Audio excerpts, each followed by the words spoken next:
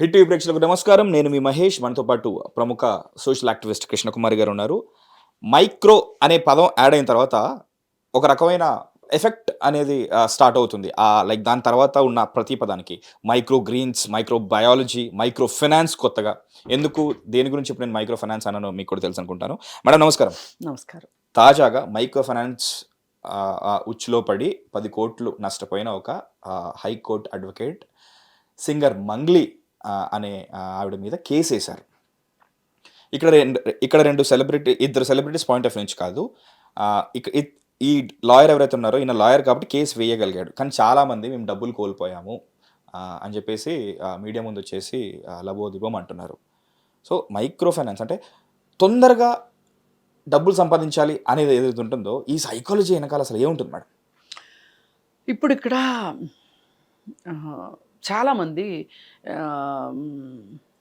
కొంచెం కొంచెం చిన్న మొత్తాల పొదుపు పథకాలు అని మనకు ఉన్నాయి, గవర్నమెంట్వి ఒకప్పుడు, ఇప్పుడు కూడా ఉన్నాయి.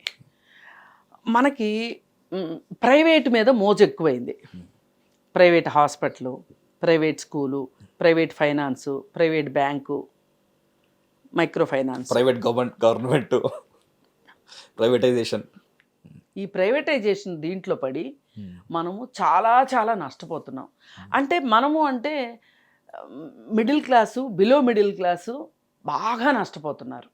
అసలు మనకి డబ్బు సంపాదించడమే కష్టమైన ఈ రోజుల్లో ఈ సంపాదించిన దాంట్లో కొద్దో గొప్ప తీసుకెళ్ళి మళ్ళీ ఒక ప్రైవేటు వ్యక్తి చేతిలో మనం పెడితే మన డబ్బు సేఫ్గా ఉంటుంది అని చెప్పి మనం అనుకోవటం ఎంతవరకు కరెక్టు? ఇది నిజంగా భ్రమ లేకపోతే వాస్తవం అని చూసుకుంటే ఖచ్చితంగా భ్రమే అని తేలుతోంది. అసలు ఎన్ని పెద్ద పెద్ద చిట్ ఫండ్ కంపెనీలు దివాళా తీసినాయి, ఫైనాన్స్ కంపెనీలు దివాళా తీసినాయి, ఈ మైక్రో ఫైనాన్స్లు దివాళా తీసినాయి, ఈ పెద్ద పెద్ద స్కాములు జరిగినాయి. ఈ చైన్ సిస్టమ్ కూడా మేడం, ఒకరి తర్వాత ఒకరిని ఇంకొకరిని మల్టీ లెవెల్ మార్కెటింగ్, కరెక్ట్గా చెప్పారు, మల్టీ లెవెల్ మార్కెటింగ్, ఇవన్నీ ఎంతమంది డబ్బులు కోల్పోతున్నారు మీడియాలో వస్తూనే ఉన్నాయి. అయినా మనుషులకు బుద్ధి రావట్లేదు. నేను మనుషుల్ని బ్లేమ్ చేస్తున్నా ఇక్కడ. అంటే మోసం చేసిన వాళ్ళని వెనకేసుకొస్తున్నానని కాదు, అసలు ఆ మోసం చేస్తున్న వాళ్ళు మీకు ఎరేస్తున్నారు, మీ దగ్గర ఉన్నది మొత్తం లాక్కుంటారు. వాళ్ళు ఆ డబ్బులతోటి వాళ్ళు జల్సాలే చేస్తున్నారు. పెద్ద పెద్ద కార్లు కొనుక్కుంటున్నారు, పెద్ద పెద్ద ఇళ్ళు కొనుక్కుంటున్నారు, వాళ్ళ సొంత ఆస్తులు ఏర్పాటు చేసుకుంటున్నారు. తర్వాత ఎవరికీ కనిపించకుండా వెళ్ళిపోతున్నారు. వెళ్ళిపోయిన తర్వాత ఇంక మనం ఏం చేయగలుగుతాం? వీళ్ళు లబోదిబోమని యాడ్ అవటం కాక ఇట్లా ఈ ప్రైవేట్ ఫైనాన్సర్ల చేతుల్లో, మైక్రో ఫైనాన్సర్ల చేతుల్లో మల్టీ లెవెల్ మార్కెటింగ్, వీటిల్లో చేరి డబ్బులు పోగొట్టుకున్న వాళ్ళు దాదాపు ఎలా ఉంటుంది అంటే ఒక చాలా చిన్న రాష్ట్రాల బడ్జెట్ అంత ఉంటుంది. అన్ని డబ్బులు కోల్పోతున్నారు వీళ్ళు. మరి ఇన్ని డబ్బులు కోల్పోతుంటే కూడా మన పక్కింటి వాళ్ళకి నష్టం జరిగినప్పుడు మనకు జరుగుతుంది, మనకు కూడా జరగవచ్చు అనే ఆలోచన వీళ్ళకి ఎందుకు రావట్లేదు? ఎల్బీ నగర్లో కూడా ఒక ఉదంతం జరిగింది మేడం. ఏంటంటే తక్కువకి బంగారం కొని అది కాస్త మళ్ళీ ఎక్కువ ఇస్తామని చెప్పి తిరిగి ఎవరైతే కేసు పెట్టారో కేసు పెట్టిన వాళ్ళనే తిరిగి కొట్టారు పటాన్ చెరువులో. ఒక 6-8 months బ్యాకే జరిగింది అనుకుంటా. అసలు మీరు గమనించాలే కానీ ప్రతిరోజు ఏదో ఒక మూల ఒక చిట్టి వ్యాపారి వెళ్ళిపోయిందని, ఓ ఫైనాన్స్ వ్యాపారి బోర్డు తిప్పేశాడని, సాఫ్ట్వేర్ కంపెనీ ఇచ్చేసారు, ఓ చిట్ ఫండ్ కంపెనీ మూతపడిందని, ఉద్యోగం ఇప్పిస్తామని చెప్పి 2 లక్షలు తీసుకున్నారు, 5 లక్షలు తీసుకున్నారు. అలాగే నామినేటెడ్ పోస్టులు ఇప్పిస్తామని చెప్పి డబ్బులు తీసుకున్నారు. ఇలా రకరకాలు మెడికల్ సీట్లు ఇప్పిస్తామని డబ్బులు తీసుకున్నారని, ఇట్లా ప్రతిరోజు మనకి ఏదో ఒక మోసం జరుగుతూనే ఉంది, ఓ కనికట్టు జరుగుతూనే ఉంది మన చుట్టూ. మనం ఎందుకు గమనించలేకపోతున్నాము అంటే వేరే వాళ్ళకి జరిగింది నాకు జరగదు, జరుగుతుందని గ్యారంటీ ఏంటి? మళ్ళీ ఇది జరిగి 3 నెలలు అవుతుంది. 3 నెలలు కాదు, నిన్న జరిగితే కూడా ఈరోజు మళ్ళీ ఇదే పాట, ఇదే జరుగుతుంది. దీనివల్ల కొంతమంది బాగుపడుతున్నారు తప్పితే ఎక్కువ మందికి నష్టమే జరుగుతుంది. ఇప్పుడు ఈ ప్రజెంట్ సినారియోలో మంగ్లీ కేసులో చాలామంది పేదవాళ్ళు 5 లక్షలు, కొంతమంది కొద్దో గొప్ప ప్లాట్లు అట్లాంటివి ఉంటే కూడా అమ్మేసేసి వీళ్ళ చేతిలో పెడుతున్నారు. వీళ్ళకి ఏం చెప్తున్నారు? మేము మీకు ఒక 5 లక్షలు ఇచ్చిన ఆవిడ చెప్తా ఉంది. నీకు ఎలా తెలుసు వీళ్ళు అంటే, మాతో పనిచేసిన అతను వాళ్ళ దగ్గర పనిచేస్తున్నాడు, అంటే పార్ట్ టైం పెట్టమని చెప్పాడు. మేము నమ్మమన్నాము, పెట్టలేదు. మా దగ్గర మానేశాడు, మాతో పనిచేసేటప్పుడు మానేసి ఒక 6 నెలల తర్వాత చాలా ఖరీదైన బట్టల్లో ఖరీదుగా వచ్చాడు మా దగ్గరికి. కార్లో దిగి వచ్చి ఏం చేస్తున్నావంటే, నేను ఆ రోజు చెప్పాను కదా వాళ్ళ దగ్గరే పనిచేస్తున్నాను, నేను పెట్టిన డబ్బులకి నాకు మంచి రిటర్న్స్ వచ్చినాయి, అందుకే నేను ఇలా ఉన్నాను, మీకు చెప్తే మీరు వినలేదు కదా. సరే, ఆ తర్వాత ఒకరోజు వీళ్ళు ఫోన్ చేస్తే ఎక్కడున్నావు అని అడిగితే, నేను మంగ్లీ మేడం వాళ్ళ గృహప్రవేశంలో ఉన్నాను అని చెప్పి చెప్పాడు. సోషల్ మీడియాలో 2 ఫోటోలు కూడా ఉంటాయి. 2 ఫోటోలు ఇవన్నీ చూసేసి వీళ్ళు, మంగ్లీ మేడం వాళ్ళ చెల్లెలు, ఈవిడ ఆ చెల్లెలు అందరికీ చెప్పింది మా అక్క మంగ్లీ అని. లేకపోతే వాళ్ళకి ఎలా తెలుస్తుంది మంగ్లీ అనే మాట, వాళ్ళకి ఎలా తెలుస్తుంది? అందుకోసం ఏంటి అంటే వీళ్ళు పెట్టారు. సరే, ఇప్పుడు మనం పెట్టించిన వాళ్ళకి తప్ప పెట్టిన వాళ్ళకి తప్ప అని చూస్తే, చట్టం మట్టుకు ఎవరైతే పెట్టించారో, ఎవరైతే డబ్బులు తీసుకున్నారో వాళ్ళే నిందితులు చట్టం దృష్టిలో. కాకపోతే మనం రెండో యాంగిల్లో మాట్లాడేటప్పుడు మాత్రమే వీళ్ళ గురించి మాట్లాడతాం, వీళ్ళ అమాయకత్వం గురించి, వీళ్ళ అత్యాశ గురించి, వీళ్ళ దురాశ గురించి మాట్లాడుకుంటాం. ఎవరైనా సరే 10 రూపాయలు వడ్డీ ఇస్తారు అంటే ఎట్లా అండి నమ్మేది? 10 రూపాయలు వడ్డీ ఎట్లా, ఏం చేసి ఇస్తారు చెప్పండి? ఇవాళ బ్యాంకులకి బ్యాంకు వడ్డీ కట్టడం కూడా కష్టంగా ఉంది జనాలకి. వ్యాపారాలు అలా ఆ తీరులో ఉన్నాయి. వాళ్ళు ఏవో సిమెంట్ ఫ్యాక్టరీలు పెడతామన్నారంట, ఏదో రియల్ ఎస్టేట్ వెంచర్ అన్నారంట, అదన్నారు ఇదన్నారు, ఏవేవో 5-6 రకాల ప్లాన్స్ చెప్పి వీళ్ళకి బ్రోచర్లు కొట్టించి ఇంకేముంది అరచేతిలో వైకుంఠం చూపించారు. మేడం, మీరు 2 యాంగిల్స్ అన్నారు కదా, ఇంకో 3 యాంగిల్ ఉంది మేడం. ఇలాంటి నేచర్ ఆఫ్ క్రైమ్స్ని ఎప్పుడు డాట్ బై డాట్ కనెక్ట్ చేసి చూసినా సరే కంపల్సరీ ఒక సెలబ్రిటీ ఉంటారు మేడం. అవును, అది రియల్ ఎస్టేట్ అయి ఉండొచ్చు, బెట్టింగ్ యాప్స్ అయి ఉండొచ్చు. ఇప్పుడు తాజాగా మంగ్లీ అండ్ ఈ హైకోర్టు లాయర్ సుబ్బు సింగనపోగు గారి ఉదంతం అయి ఉండొచ్చు. కంపల్సరీ ఉంటారు. బయట మనం ఒక సోప్ కొన్నా కానీ పలానా హీరోయిన్ వాడుతుంది, పలానా బైక్ కొంటే పలానా హీరో నడిపాడనే ఉద్దేశంతో వాళ్ళ ఫేస్ వాల్యూని మనం నమ్మే కదా మేడం తీసుకుంటాం. ఇందాక మీరు కూడా అన్నారు, మా దగ్గర పనిచేసేవాడు సడన్గా మానేశాడు, ఇప్పుడు అక్కడెక్కడో ఉన్నాడు, పక్కన ఇంకో సెలబ్రిటీ ఉన్నారు, నమ్మకం ఏర్పడింది కదా. నమ్మకం ఏర్పడింది. అవును. సో ఈ సెలబ్రిటీస్ అనేవాళ్ళు, అంటే ఇప్పుడు సెలబ్రిటీస్ బాధ్యత ఉండాలి వాళ్ళకి. ఇప్పుడు మనల్ని ఉపయోగించుకొని వేరే వాళ్ళు మోసం చేస్తున్నారా అని వీళ్ళు కొంచెం చూసుకోవాలి. ముందు చూసుకోకపోయినా ఏదైనా స్మెల్ వచ్చినప్పుడైనా అర్థం చేసుకోవాలి. ఇప్పుడు ఈమెకి లాస్ట్ ఇయర్ ఈ కేసు వచ్చింది. ఈ కేసు లాస్ట్ ఇయర్ పడింది. ఈ బాధితులందరూ కేసు వేసింది లాస్ట్ ఇయర్ వెలుగులోకి వచ్చింది. ఇప్పుడు సీరియస్ అయింది ఇది మ్యాటర్. సుబ్బు టేకప్ చేసిన తర్వాత సీరియస్ అయింది. ఒక హైకోర్టు అడ్వకేట్ కి ఎలా అయిందంటే మన పరిస్థితి ఏంటి అన్న అందరూ బయటకు వచ్చి ఆయన పెట్టలేదు డబ్బులు, ఆయన బాధితుల తరఫునే కేసేశాడు.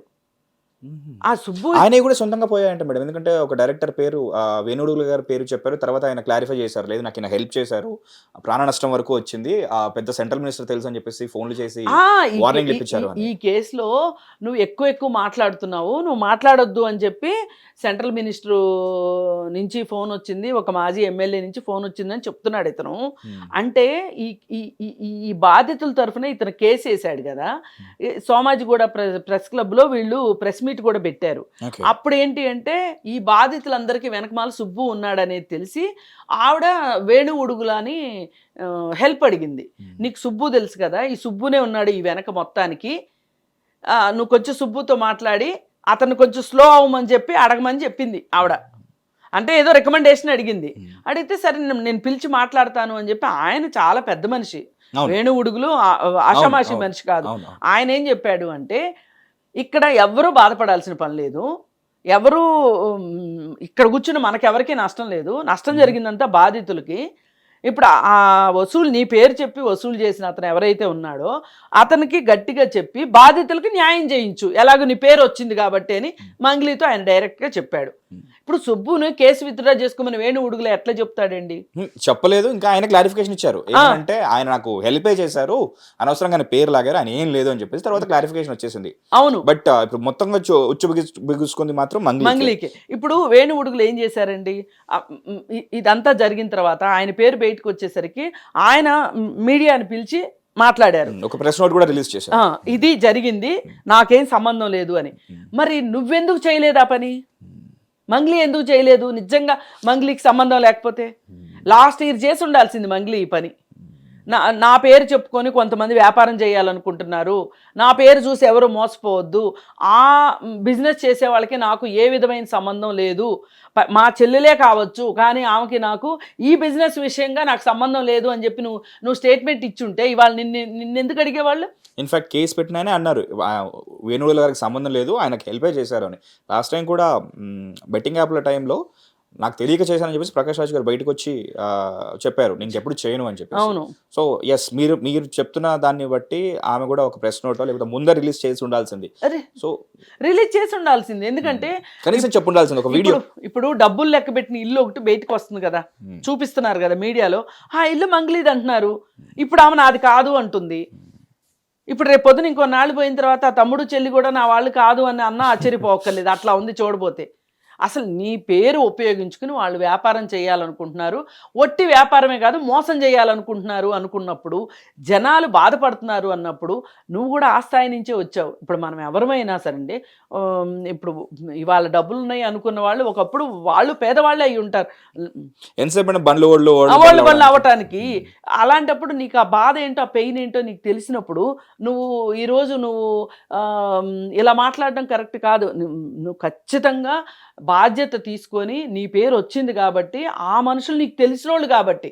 ఇప్పుడు ఒట్టిగా పేరు వచ్చింది అనుకోండి, ఏదో నేను బ్రోచర్ రిలీజ్ చేయడానికి వెళ్ళానండి, లేదు అనుకుంటే నేను ఒక అడ్వర్టైజ్మెంట్లో చెప్పానండి, అంతకంటే నాకేమీ తెలియదండి అంటే అది వేరు విషయం. వాళ్ళ తమ్ముడు ఇప్పుడు అడ్వర్టైజ్మెంట్ చేస్తే కూడా కోర్టు పరిధిలో, చట్ట పరిధిలోకి తీసుకొస్తున్నారు అడ్వర్టైజ్మెంట్ చేసిన వాళ్ళని కూడా.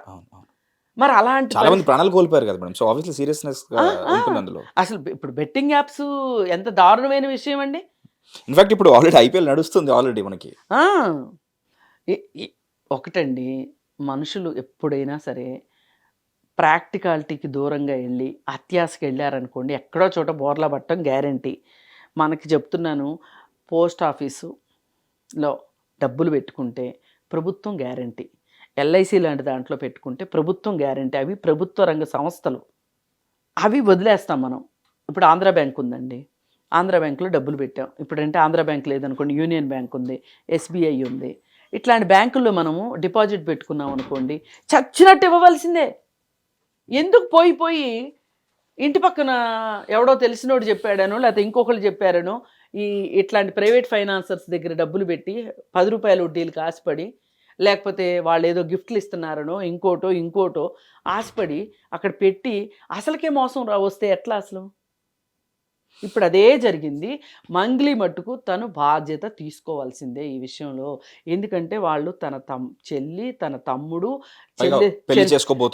చెల్లెలకు పెళ్లి చేసుకోబోయే చౌహాన్ అనే అతను, మళ్ళీ ఆ మధు అన్న అతను కూడా వీళ్ళ తమ్ముడు బిజినెస్లో పార్ట్నరే అతను.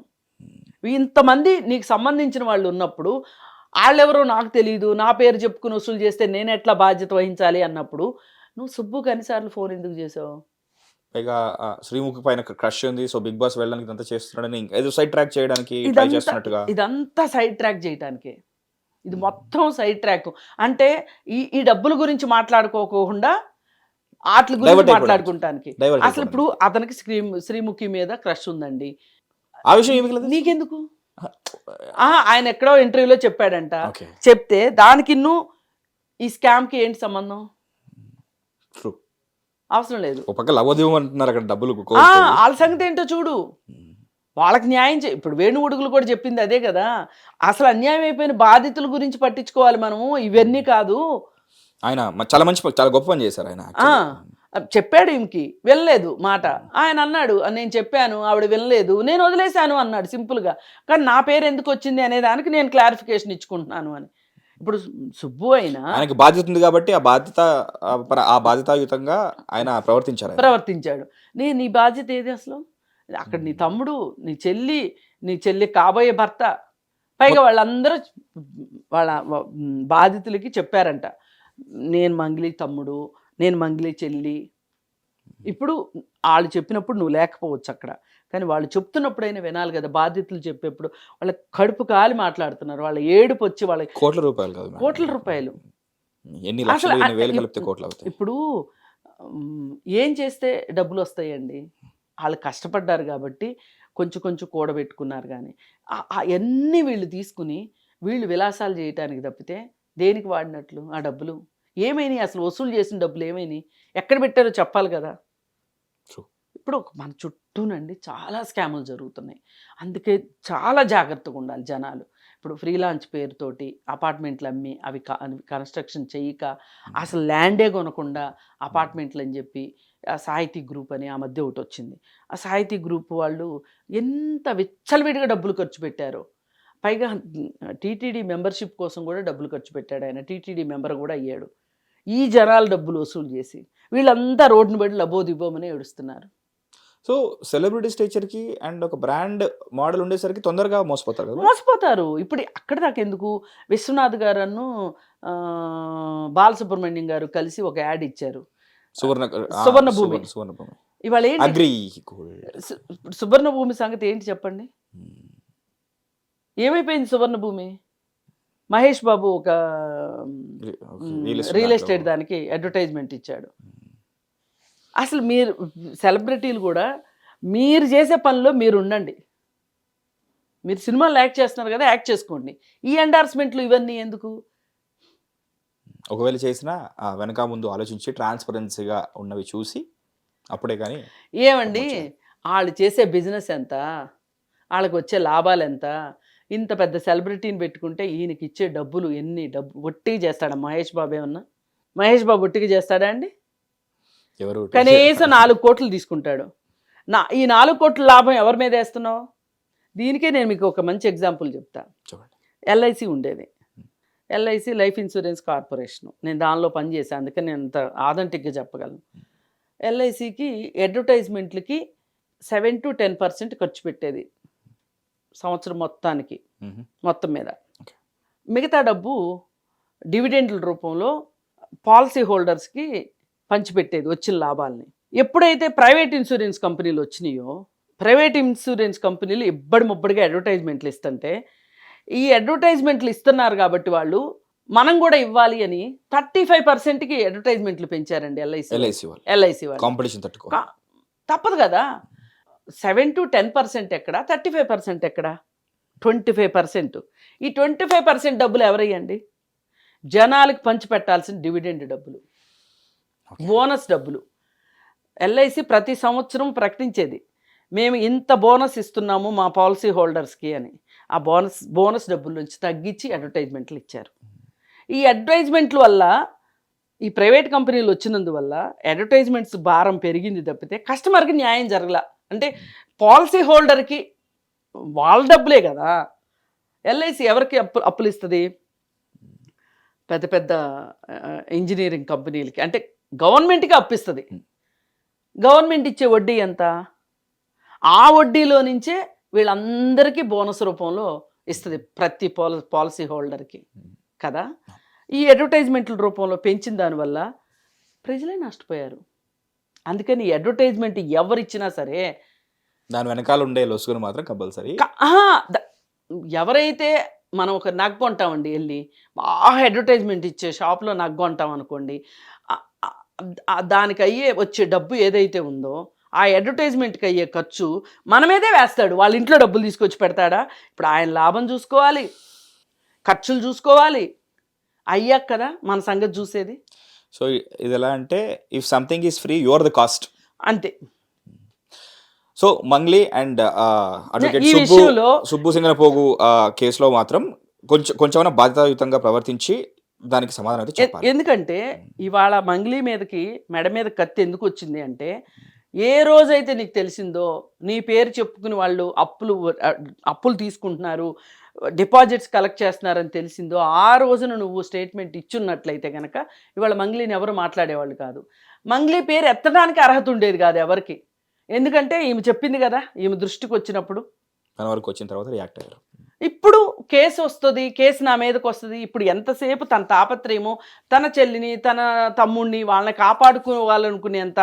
కాపాడుకోవాలనే తాపత్రయం ఉంది తప్పితే, అరే నా పేరు చెప్పి వీళ్ళందరి దగ్గర డబ్బులు వసూలు చేశారు, వాళ్ళు అన్యాయం అయిపోయారనే ఫీలింగ్ ఆమెకు లేదు. ఆమె ఫేమ్ ఎక్కడ పోయిందో, ఆమె నేను ఈ కష్టాల్లోకి వచ్చానేంటి అని ఏడుస్తుంది తప్పితే, మరి అవి నిజం ఏడుపులో దొంగ ఏడుపులో నాకు తెలియదు కానీ ఏడుస్తుంది తప్పితే, అసలు అరే ప్రజలు నష్టపోయారే, సామాన్య ప్రజలు. ఇప్పుడు ఒక రకంగా అండి ఈ సెలబ్రిటీలు ఒకరోజు వేసుకునే డ్రెస్ అంత ఉంటుంది వాళ్ళ నెల జీతం.